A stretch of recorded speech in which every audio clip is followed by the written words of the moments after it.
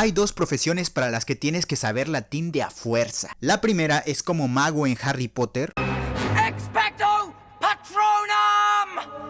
Y la segunda es como licenciado en Derecho. Sí, te lo juro. Y es que si hay una profesión a la que le gusta meter latinismos en cualquier momento, es a los abogados. Si te estás preparando para estudiar Derecho, más vale que también vayas aprendiendo algunas palabras en latín. Pues ya sea en una ley, en una sentencia o en algún libro de doctrina, ten por seguro que van a aparecer palabras en latín. ¿Por qué? No lo sé. Mentira, sí lo sé y tengo varios videos explicándolos. Pero en resumidas cuentas es porque la gran mayoría del derecho latinoamericano nació inspirado del derecho romano. El derecho romano fue una maravilla. Estaba muy adelantado a su época. Fueron los romanos quienes inventaron varios conceptos que aún se aplican hoy en día en el derecho. Y como para seguir la costumbre, o honestamente para mamonear, de vez en cuando a los abogados les gusta seguir citando cosas en latín.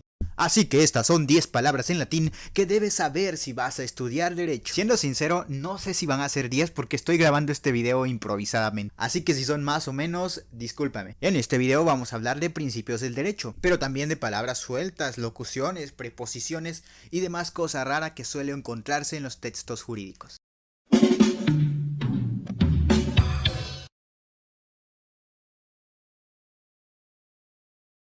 Número 1. Ad hoc. Ad hoc. La palabra ad hoc se utiliza para indicar que algo fue hecho a modo, a medida. Por ejemplo, si dos personas van a celebrar un acto jurídico muy especial, diferente a los demás, van a hacer una relación ad hoc. El gobierno de México tenía problemas con la recaudación de impuestos, así que creó una institución ad hoc. Es una palabra muy sencilla que puedes ocupar donde sea y quedarás como el que le sabe. Número 2. Sui generis. Sui generis. Como la banda argentina. Sui generis indica algo que es muy especial, único en su género. Roberto y Martina tuvieron una cita muy sui generis. Fueron a comer pollo asado. Número 3. Verbigratia. Verbigratia. Literalmente se podría traducir como por gracia de la palabra, pero hoy se ocupa como un equivalente a la locución, por ejemplo. Subimos de nivel y esta vez vamos a enseñar dos palabras muy similares. Idem e ibidem. Idem, ibidem. Es común encontrar estas palabras en índices o en referencias al pie de página de algún texto. Idem significa el mismo o lo mismo. Entonces yo podría decir, Martín cocinó pollo. Pablo, idem, o sea, Pablo lo mismo. Pero como te decía, también se suele utilizar en las citas al pie de página. He aquí un ejemplo. La cita 9 y la cita 10 son exactamente las mismas. Así que para no ponerlas dos veces, mejor escribimos idem. Es como cuando escribes por dos en WhatsApp. No confundir con ibidem, pues ibidem significa allí mismo. Entonces tenemos que la cita 9 y la cita 10 están haciendo referencia al mismo libro. En el caso anterior pudimos ocupar idem porque hacían referencia al mismo libro, la misma página. Pero si queremos hacer una referencia al mismo libro pero en una página diferente, le ponemos ibidem y la página nueva. Eso te va a ser muy útil. Antes de conocer esta palabra yo siempre me preguntaba ¿quién diablos es ibidem y por qué siempre escribe en todos lados? Es como Anónimo, uno de los autores más prolíficos en la historia de la humanidad. Ya quisiera yo ser anónimo. Y comenzamos con las palabras de aplicación más específica en el derecho. Indubio pro reo. Indubio pro reo. Esta frase se puede traducir como ante la duda, el reo. Es un principio de aplicación en el derecho penal. Siempre que se tengan dudas razonables sobre algún hecho, habrá que optar por el reo. O sea, hay que favorecer a la persona que podría estar siendo acusada de algo falsamente. Es un principio muy ligado al de presunción de inocencia. De cujus. De cujus. Palabra que se usa mucho en el derecho civil. El de cujus es el autor de un testamento o aquel de cuya sucesión se trata. La utilizamos en temas de sucesiones para no estar repitiendo siempre el nombre de la persona que hizo el testamento. En vez de decir en atención a la voluntad de Juan Carlos Medina Pérez, decimos en atención al de cujus y ya está. Intuitu personae. Intuitu personae. Esto se puede traducir como en atención a la persona y aplica para actos que se celebran pensando específicamente en una persona y que por lo tanto no podría sustituir a una de las personas del acto, pues el acto mismo fue celebrado pensando en las características propias de las personas. Si no están esas personas, el acto no tiene sentido. Por ejemplo, un acto matrimonial es intuitu personae, pues no puedes cambiar la identidad de los novios. Se celebra un matrimonio entre Claudia y Jesús. El matrimonio fue hecho pensando en las características de ellos dos y de ninguna forma podríamos cambiarlo por otra persona. De facto y de iure.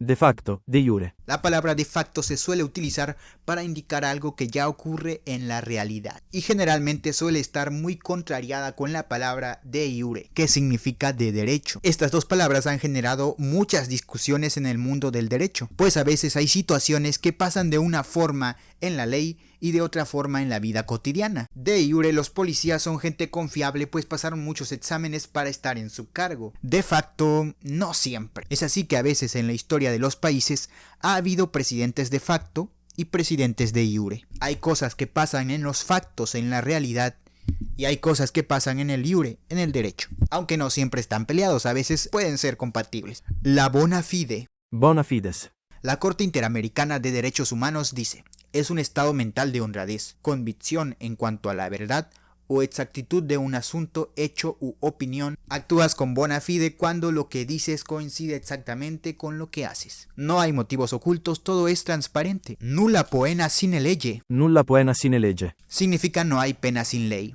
Muy parecido a otro principio del derecho que dice: lo que no está prohibido está permitido. Pues bueno, no se te va a castigar por algo que no esté contemplado dentro de las leyes. Así, por ejemplo, sacarte los mocos y comértelo está mal, pero la ley no lo prohíbe. Dura lex sed lex. Dura lex sed lex. La ley es dura, pero es la ley.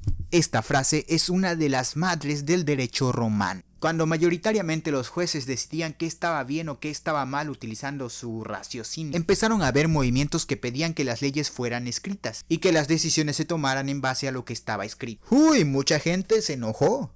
No estaban de acuerdo, porque eso implicaría aplicar la ley por igual a todos. Así, si un poderoso estaba en problemas, no había forma de ayudarlo, pues dura lex sed lex. Sine qua non. Sine qua non. Se puede traducir literalmente como sin el qué. Podemos utilizar esta locución para indicar un requisito que se tiene que cumplir a fuerza. El visado es un requisito sine qua non para entrar a los Estados Unidos. Lex posterior deroga lex priori. Lex posterior derogat lex priori. Significa la ley posterior deroga a la ley anterior. Esto quiere decir que si hay dos leyes que hablan sobre la misma cosa, pero quizás se contradicen en algún punto, la ley más antigua quedó derogada. Así, cuando en México pasamos de juicios escritos a juicios orales, lo escrito quedó anulado. Non bis in idem. Non bis in idem. Significa que ninguna persona puede ser sancionada dos veces por el mismo delito. Y esta frase puede ser un poco confusa. No significa que si robas una vez y vas a la cárcel, ya no te van a poder castigar si robas una segunda vez. No.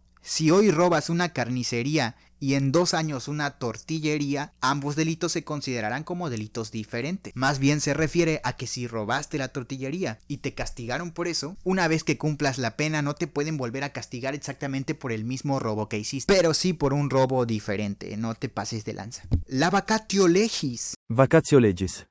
La vacatio legis se puede traducir como vacaciones de la ley y es el tiempo que transcurre entre que sea publicado una ley y que entre en vigor. En México, por ejemplo, para que una ley sea válida se publicará en el Diario Oficial de la Federación, pero siempre te dan como un tiempo de gracia para que te actualices. Es tiempo para que las autoridades divulguen la ley y todos se enteren. Imagínate, por ejemplo, que mañana publicaran que es obligatorio pintar tu casa de blanco. Lo publican en el Diario Oficial, pero casi no le avisan a nadie, solo se van a enterar quienes lo leen y a los ciudadanos de a pie pues nunca les va a llegar la noticia, así que sin quererlo van a incumplir la ley. Para evitar que eso pase se deja la vacatio legis. Así, por ejemplo, cuando hicieron obligatorio que activaras tu buzón tributario, siempre hubo bastante tiempo para que te informaras y para que lo hicieras. Ya si no lo haces, atente a las consecuencias. Pero la vacatio legis estuvo, tuviste el tiempo para informarte. Y estas son las palabras que yo logré juntar. ¿Conoces alguna otra? Te invito a que me la pongas en los comentarios. Y te invito a que te suscribas a mi canal. Estoy tratando de revivirlo hablando de vez en cuando de algún tema de derecho. Y como el canal es muy pequeño, acepto sugerencias. Si tienes algún tema de derecho que te gustaría que habláramos, ponlo en los comentarios y vamos viendo qué hacemos. Nos vemos pronto, adiós. Nunca sé cómo despedirme.